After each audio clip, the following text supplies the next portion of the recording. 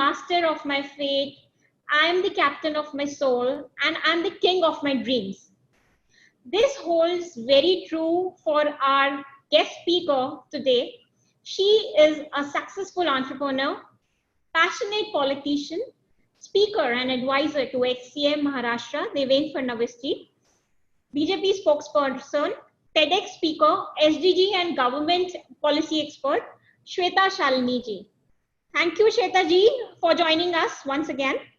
It's a real Thank you, Surbhi. That was a brilliant introduction, and I think the lockdown series that you are doing is fantastic, because we need more and more people to talk about how we will revive, what is going to be the SOPs post the lockdown, post the COVID era, and what are the new normals. And I think that's what you intend to do, talking to everybody. Exactly. And we really need to talk about it. So thank you so much for doing this. Thank you. At risk.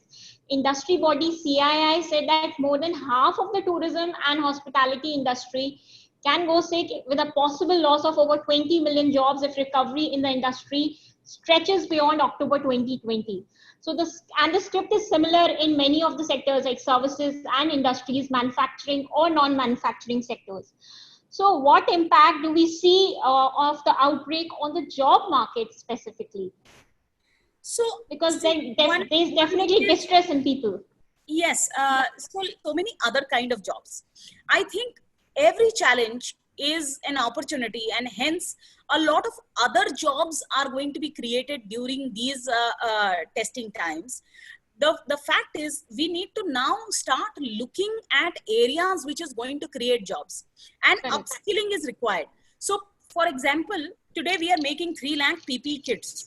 Who stops us from making smart PPE kits? You know, these kits which are going to be smart enough, which is going to give a beep or a red light when you are not 6 meters away from someone else. Yeah. People are saying that the automotive sector is going to see a complete, because people are not going to travel to work, probably work from home, and so on and so forth. But if you have a car, do you think you will not sanitize the car? Probably if somebody sells me a sanitization aftermarket service for cars, I'll be very happy. I will probably do it every month or every week. So contactless deliveries. Now this is another term which nobody heard of recently. It has sprouted very well. Exactly. Yeah. So this is how new jobs are going to happen, are going to be created. There are going to be, so testing is happening across, across the length and breadth.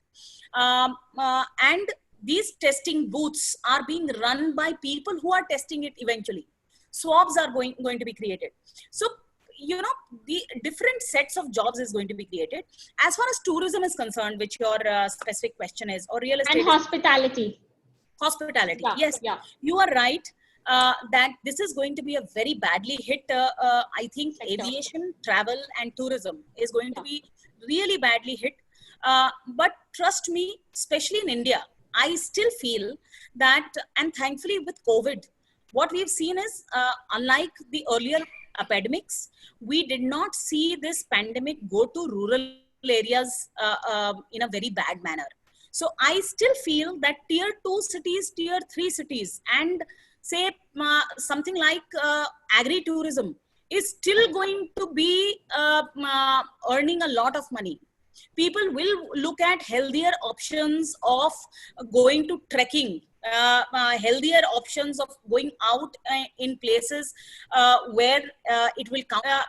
And tier 2 cities, tier 3 cities, the hotels, the lodges, smaller operations will still work. You know, perhaps we might not look at a complete, 5-star hotel in a tier 2 cities, but a small room, very, very well sanitized, is definitely going to work.